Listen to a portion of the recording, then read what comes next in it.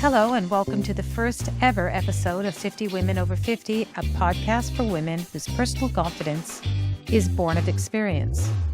I'm your host, Sherrilynne Starkie. During my 50s, I learned a lot about myself and about the world. I surprised myself too. Upon entering my fifth decade, I had no idea I'd become a grandmother, a long-distance runner, or a solopreneur.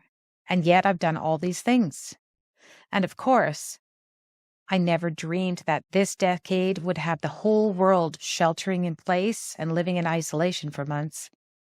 This left me missing spending time with women my own age. I'm curious about how they are experiencing life, and I want to learn from my peers. That's why I'm doing this 50 Women Over 50 show. My goal is to interview 50 women to learn how they see the world, what lessons they've learned, and what advice they have for us all. And I could not have kicked off this project with any other guest than the fantastic Anna Epp. I first met professional photographer Anna on Twitter more than a decade ago when I lived on a little island in the middle of the Irish Sea, and she was splitting her time between Canada and the USA. Now we live a couple of miles apart, just south of Ottawa. And back in 2020, just a few weeks before you know what happened, Anna announced the launch of a very special photography project, also called 50 Women Over 50, and I was among the first of her subjects. She's my inspiration for this podcast project, and in this interview, she shares what she learned about life from photographing 50 women over 50.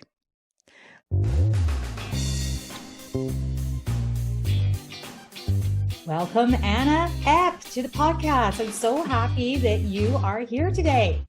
Thank you so much. I'm very excited to be here. So for listeners, you're all new listeners because this is my very first episode. I wanted Anna to be on my very first guest because this whole idea of 50 women over 50 started with one of Anna's projects that I participated in pre-COVID times. I think you actually delivered the photographs to me during COVID, but we did the shoot just before the big lockdown. Yeah, I think actually we delivered the photos the day before the lockdown started. It was the Thursday. Yeah, we met at the coffee shop. Oh, that's right. And everything shut down. Yeah, that's right. The next day. So Anna and I have known each other for, I think like about 10 years or so now online. I mean, we knew each other before I moved back from the UK. And yesterday was my 11th anniversary of having moved back to Canada. When I moved out to Manotick, I think it's like 8 years ago, we finally got to meet in person and been friends ever since. And when I saw your 50 over 50 project, I was like, I want to be part of that. So can you remind us all what that project was about? So initially I started the project on my 49th birthday. I was looking for a way to celebrate turning 50 the following year. And a girlfriend of mine was doing a similar project in California, and she was like, you need to run with this and do it up in Canada. So I tweaked it a little bit for my own self, and it became a 50 over 50. So I launched it around the end of November in 2019. And the idea was to photograph 50 women over 50 by my 50th birthday. So everything was going really, really well. And I actually pretty much sold it out by the end of February in 2020. I started photographing at the end of January, and you were one of the first people I photographed, and then everything shut down. So everything was put on hold, but nobody left the project. So I was super excited about that. We just kept going. Everybody just willingly moved their times to when we could meet again. Mm-hmm. And I basically did 1 year worth of work in 6 months. Oh, it was a lot of work, but I loved it. Like, it was great. And then I kept it open because some of the ladies were nervous to come that first year. So I actually had it half sold for the next year. So I had to keep going. And so roll into the next year. And then now I'm on my third year and I still have some spots left to fulfill this year.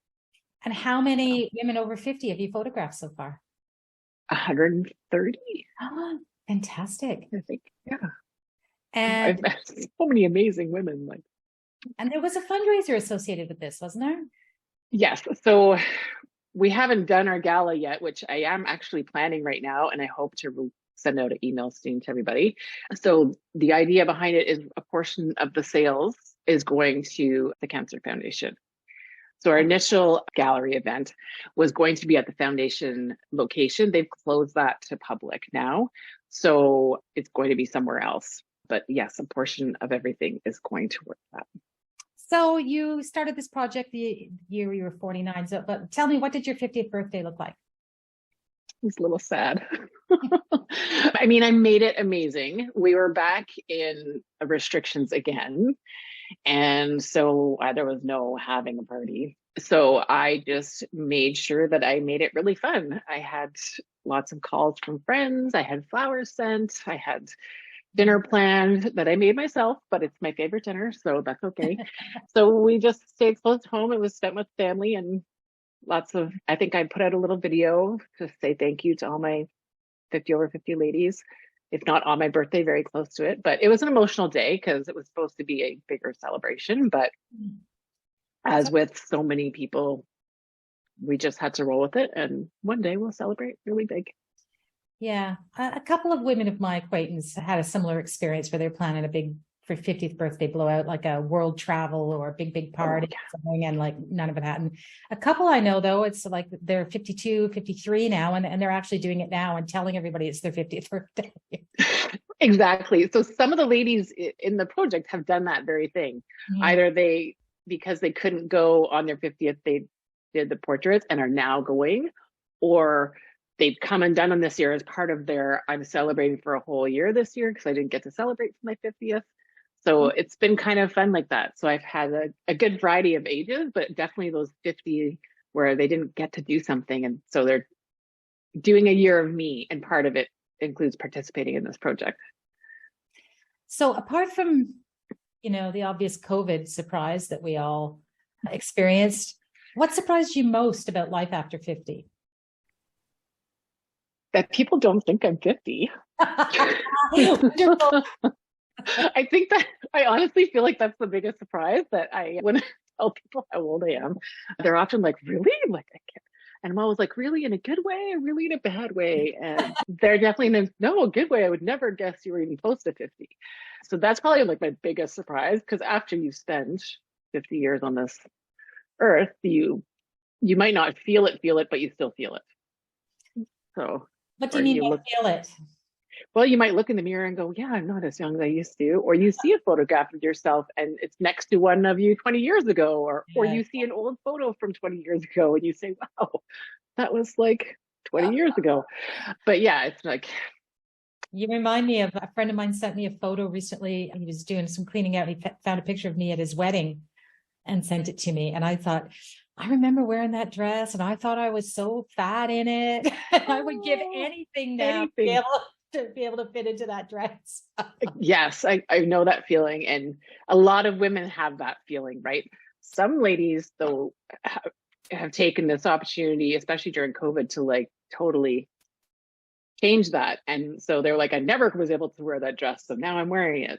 So how did turning 50 change your life? I don't know that it's changed my life yet. If anything, I just am more sure of myself. A lot of women do say that, but I definitely feel it. Like, I don't have time for ridiculousness anymore, if that's even a word.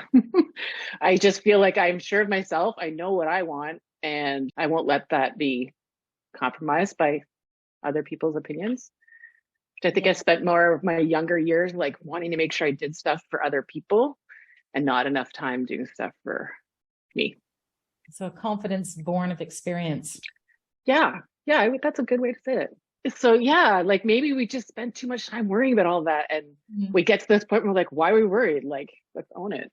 Yeah. And maybe part of my confidence has come through working with a lot of these women the last 2.5 years.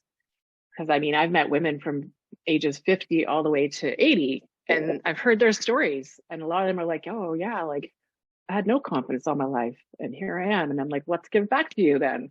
And so maybe some of it comes from the fact that I've met people that didn't have that confidence, and I've helped give it back to them.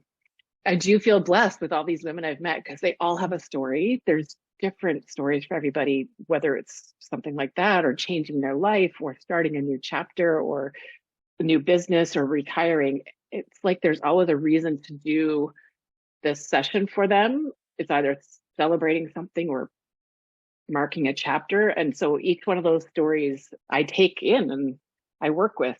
And that's how I get good photographs of people.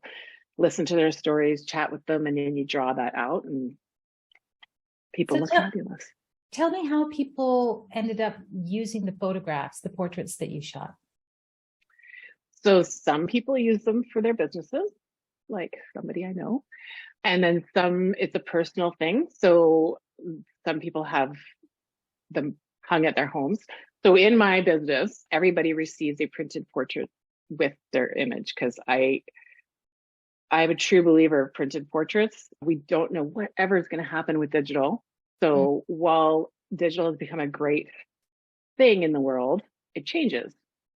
So if you look back, we had floppy drives and then we had thumb drives and now we're on to like cloud drives that you never know, like, am I going to be able to access that? Is it going to go away? So when you look through a pile of photographs from your grandparents, it's paper. Some of those are like 100 years old. So they're going to last the test of time. Yes. So having a printed portrait is always important to me. So a lot of the ladies will display them or they'll give them to their kids.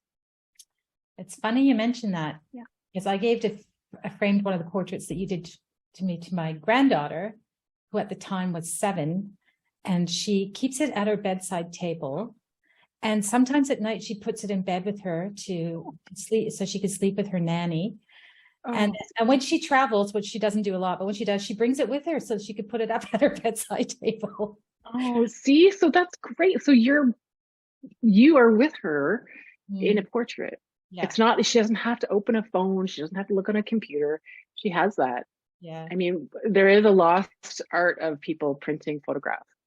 Yes. Well, and I think with the news over this last week, right, with the passing of Queen Elizabeth II, we're seeing the power of the nostalgia and the feelings of love that we're getting from looking at older photographs. I know that my husband pulled out, he has a big annual of the coronation that his mother had given to him. And he pulled it out and we were going through it this week and all the photographs of the Queen from when she was a child to when she was crowned. It was really powerful. Yeah. Amazing. And so I feel, and I could be totally wrong, but this is my personal opinion, that somewhere in the digital era, we lost that because people are so quick to flip through. But when you sit down with an album or a book or just a box of photographs and you flip through them, it comes back. So there is a thing about holding that portrait in your hand or photograph in your hand or having it on a wall or on a table. And people lost that, or young kids don't know that. Yeah, they don't know it. And so that's quite important. A lot of people don't hang big portraits anymore, although maybe we should. But even having like a table with portraits or pictures in frames, people should do that more. They really should. I agree. So yes. Some of the ladies I've met who they're like, I haven't had my picture taken since my wedding. Oh my God. And I'm like, well, we need to change that and they're like, I don't like the way I look. So I have to prove to them they look fantastic. And I tell them that just bring something fabulous to wear. That's the number one thing I say is whatever you're wearing, you must feel fabulous wearing it because then we're halfway to the perfect portrait. Yes, yes. Clothes really do make a big difference. And that's one thing during COVID, like I kind of got out of the habit of wearing makeup. If I had a Zoom call with a client, I'd be like, oh, I have to put on makeup today. But now that we're out about in life a little bit more, kind of things are starting to return to normal in that vein. Yeah. And so see, I'm the opposite. I didn't stop wearing makeup during COVID. Right. I made sure that every day I still got up, I still put my makeup on. I might have been wearing yoga outfit for a little bit while I was actually trying to do yoga because we weren't going anywhere. I'm like, I got to keep moving. Right. So, but that only lasted a very short stint, probably that first 2 weeks. Right. Yeah. You wanted to be in comfort clothes, but I still put my makeup on every day. And I feel that was important to me in feeling good. That's right. It's okay if they look messy. I need to look put together. What advice would you give to your 30-year-old self? Never give up. Mm. Do you feel Never that give up. you gave up on stuff when you were in your 30s? I think I gave up opportunities to be a professional photographer back then Okay. because I always was worried about it. And I was like, oh, I'm not going to be good enough, or nobody's going to want to have their pictures taken. I really, really didn't give myself enough credit. Right. And so picking it up later. 20 years later, well-established business, well-known right across the whole national capital area, really. Everybody knows Anna Epp. What do you feel most hopeful about in the future? I want to say peace on earth, but my hope of that is a little bit dwindling these days. So my hope is that we do have my hope is that my children have an amazing world to live in. I feel that we had a really great growing up in the 70s, 80s was weird if you look back on it, but we had some pretty good times. And I don't remember, other than maybe late 80s a little bit, being worried. And I feel like my kids have gone through like a pandemic now, different things happening between our city and the countries around us and across the ocean. So they're worried, and I'd like them to not. Yeah. I'd like them to be able to live in a world that's peaceful and happy and that everybody can get along, because, the world is a beautiful place, and I just wish that everybody could just get along. Totally agree.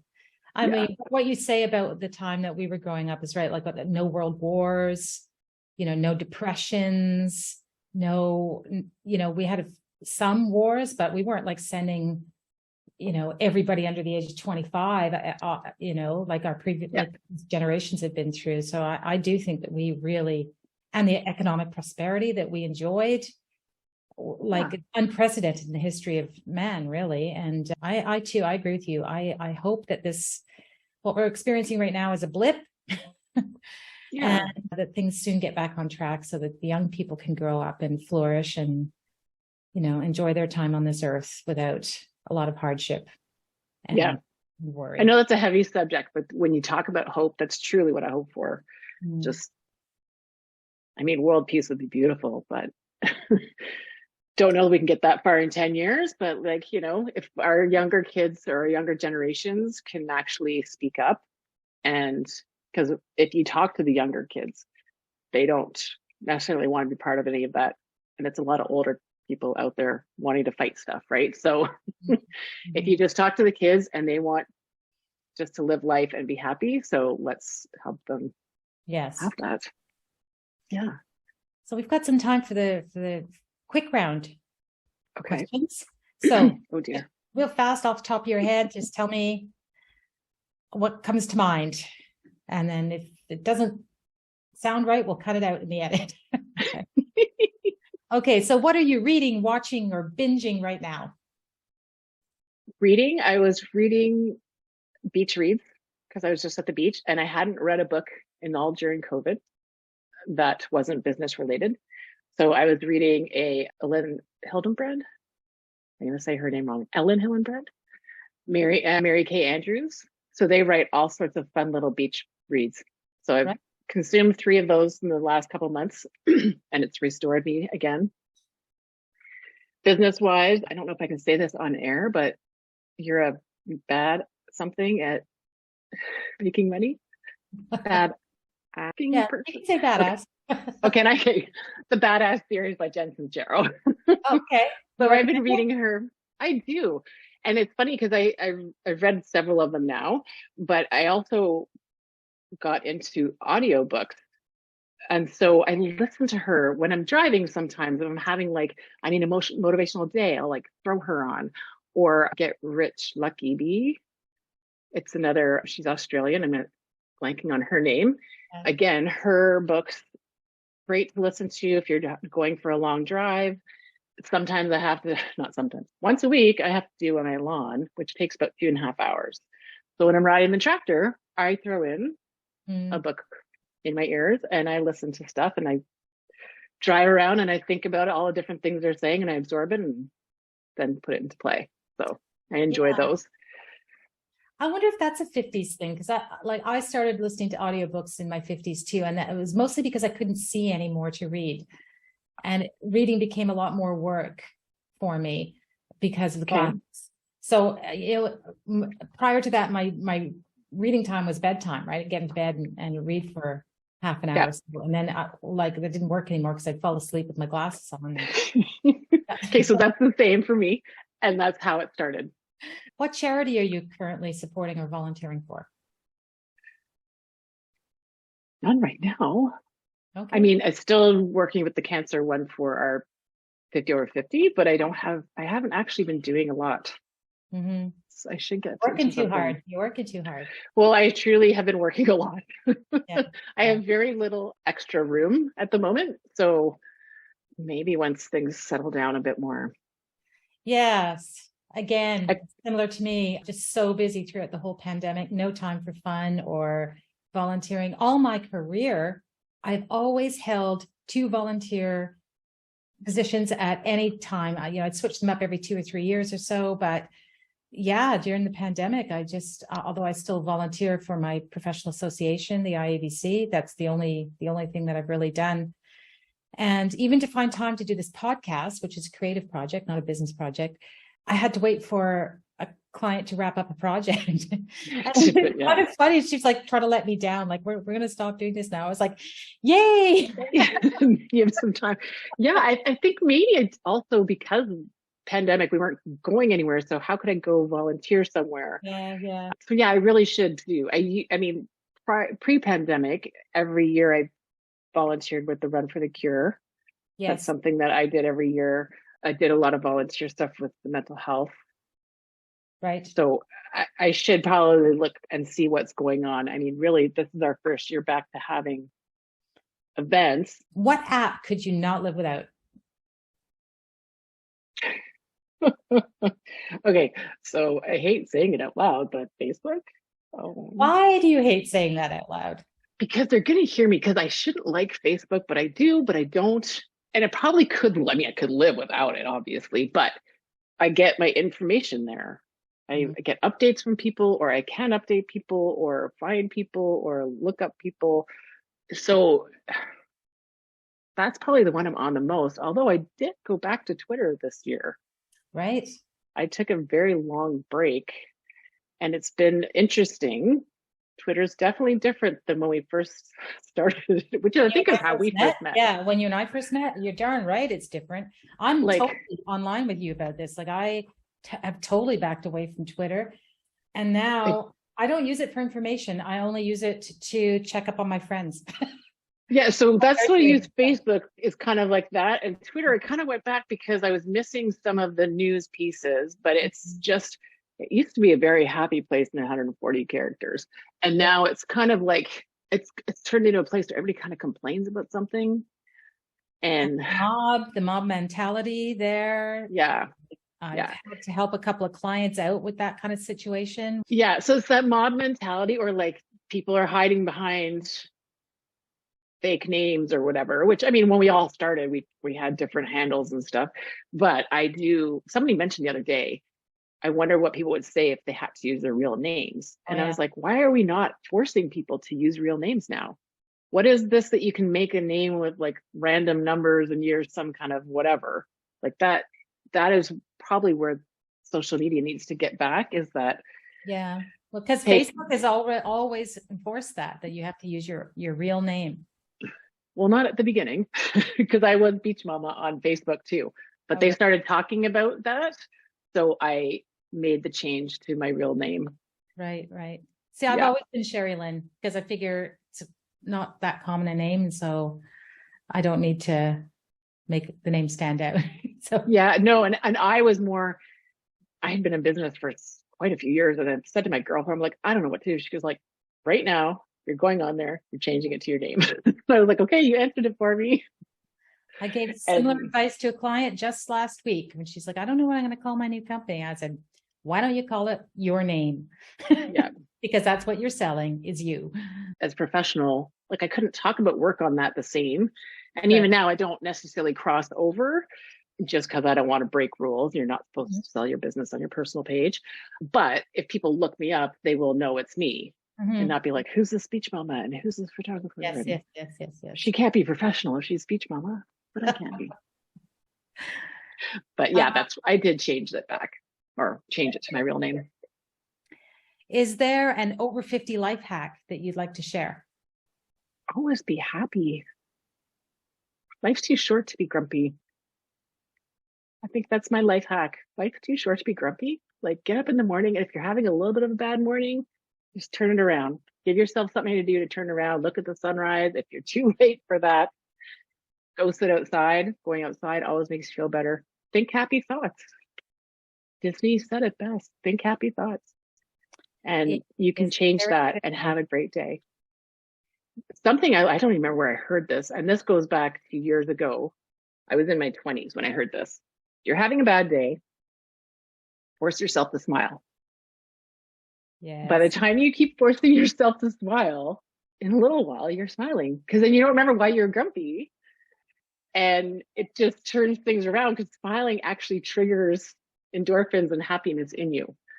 So if you're just like angry, just smile, and just the more you do it, the more you actually feel it. It's so true. I read something about this. It has something to do with neuroscience. When your face is in a smile, your brain reads it as happiness. And yeah, so it is. You fake it till you make it, right? Yeah. So even now, like a lot of, I can't speak for men, but a lot of women kind of get grumpy when they're older. Oh yeah, men do too, but we're talking about women here. That's a whole different podcast. That's a whole different story. Yeah. So we're talking about women here. So a lot of women, you do get grumpy. Maybe you're mad because you missed out on something or whatever. You're mad at yourself for whatever reason. Forgive yourself. Put on a happy face. Change your day. And it'll get better. It will. Where can people reach you? AnnaEpp.com. www.annaepp.com. They can email me, Anna@annaepp.com. They can phone me. I love the phone. 613-797-6818. I'm Anna Epp on Facebook. Perfect. I'm the Anna Epp on my other social media. And we'll have all those contacts in the show notes. So okay. Anna, thank you so much for coming on my show.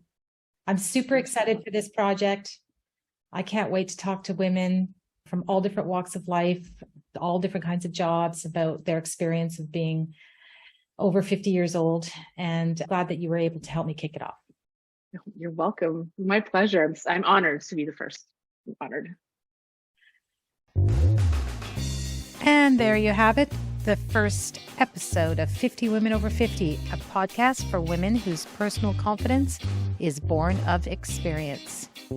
Thank you to professional photographer Anna Epp for joining me today. And don't forget to check out the show notes for links to Anna's photography project and her socials. I've got 49 more interviews with some fabulous women coming up, so don't miss an episode. Subscribe to this podcast today.